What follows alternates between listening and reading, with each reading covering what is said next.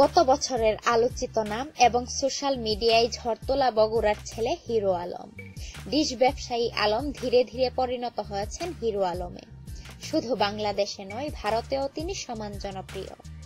এবার তিনি মুখ খুললেন বনানী রেন্ট্রি হোটেলের সম্ভ্রম হানি নিয়ে। তিনি সম্ভ্রম হানি মামলার অন্যতম আসামি নাঈম আশরাফকে নিয়ে খোলামেলা কথা বলেছেন। হিরো আলম বলেন, আমার সঙ্গে নাঈম আশরাফের দুইবার দেখা হয়েছে।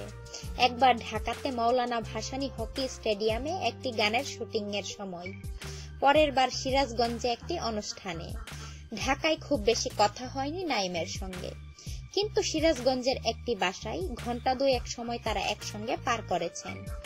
তখন নাঈম তাকে একজন উঠতি মডেলের ছবি দেখিয়ে বলেছিলেন তাকে নিয়ে কোথাও একান্তে সময় চান কিনা। হিরো আলম বলেন, এমন প্রস্তাব পেয়ে বেশ ভয় পেয়ে যান তিনি, কারণ এসব বাজে নেশা নেই তার। নাঈম গ্রেপ্তার হওয়ার খবরে তিনি খুব খুশি হয়েছেন এবং তার দৃষ্টান্তমূলক শাস্তি দাবি করছেন।